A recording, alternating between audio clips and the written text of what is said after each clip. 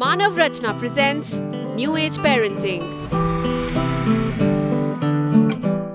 Welcome back to New Age Parenting. In Soul Searching today, we are talking about gender bias in parenting, and we have Nidhi Kukreja and Dr.Naresh Sharma. Nidhi, we were talking about that suppose your brother or the male counterparts would like to do everything which their female counterparts are doing. Is it allowed? Of course. And what are the things you do which they want to do? Okay. When my brother was in class 8th, I guess, he had this ambition, I would open a restaurant. So he would always tell my mother, Mom, I want to open a restaurant. And then he would take up a diary and plan out, I would need this, I would need that. So one day my mother said, if you want to open up a restaurant, you must know how to cook.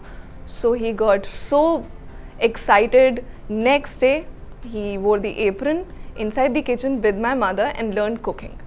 So I think this was the first step which taught him that it is not important for a female to do cooking, to be inside the kitchen.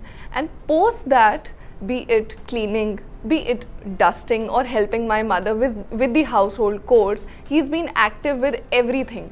So I would say it has been the role of my mother and father both, because of course we've seen our father helping our mother with the household chores. So when my father does it, my brother also does it, and then I feel proud. That's a great role modeling actually. Exactly. Dr. Naresh, but usually when a male child wants to follow the female counterparts, what is the reaction of the parents? Are they able to take it, or they say, no, it's too sissy?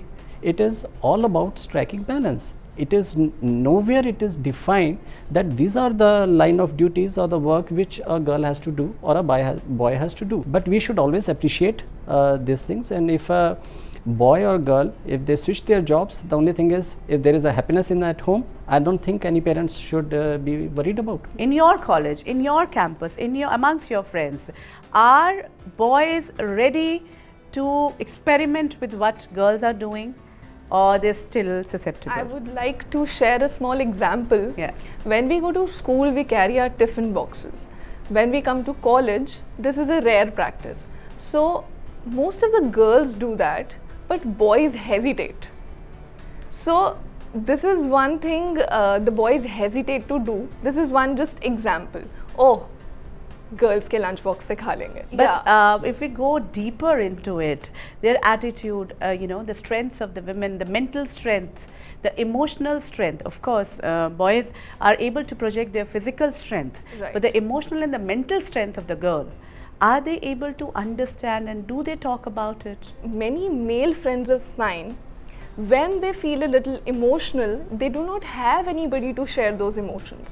They cannot cry, but this does not mean that they do not want to cry. There are situations when they are also a little teary and they want to, share their emotions. They are a little sentimental.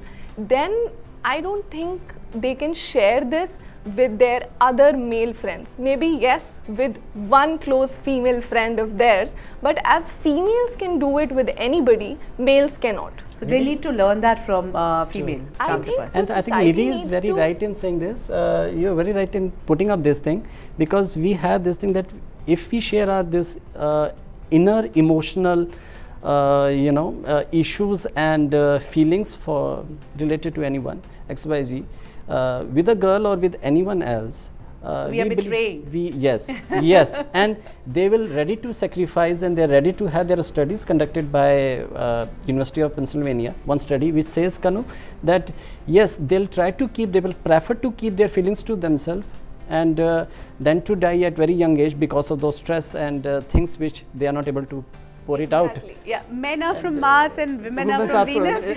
Let's change that pattern. Okay, we may accept that they are different, they are unique, but then both of them have strengths and of course weakness. So we can take actually strength from each other, and thank you so much. Thank you, Kanu. We really need to understand that these gender biases are part of our belief systems, but spirituality helps us to understand that how to counter that. And spiritually, if we look at it, we are souls who have decided to take the role of a male or a female depending upon our own karmic accounts and learnings. What this means is that we as soul have taken equal number of births as males and females. this also means that me, the being, has all the characteristics of a male and a female within me.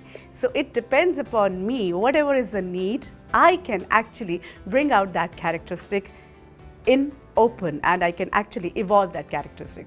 So to know more about the spiritual significance, let's move over to spiritual significance.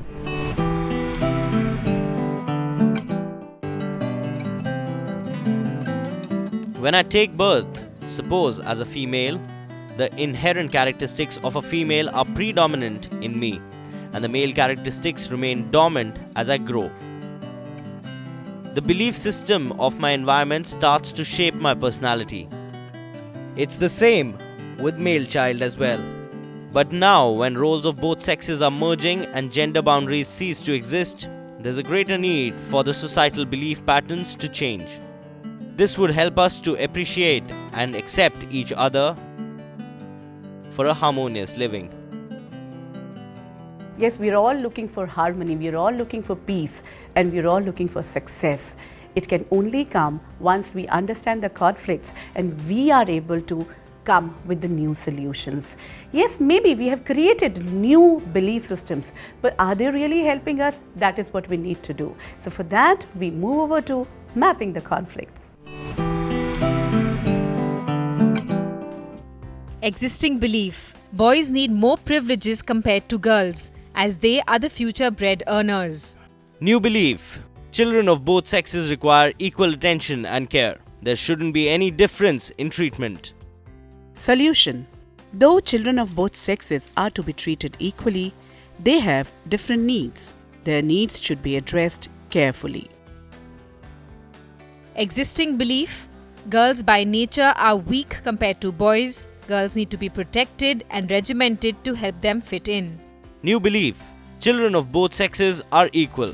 Therefore, there shouldn't be any discrimination in giving them equal opportunities or freedom. Solution: each child is unique. Therefore, children should be nurtured according to their individual strength and weakness.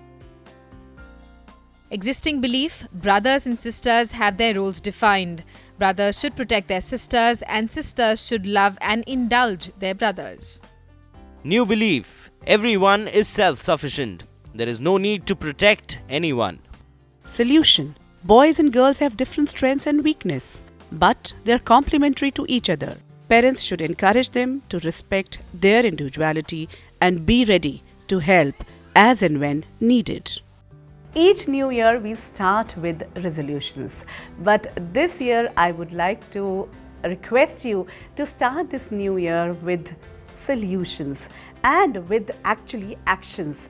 Time now to act rather than wait and make resolutions. Time now to understand your kids, and time now to understand parenting.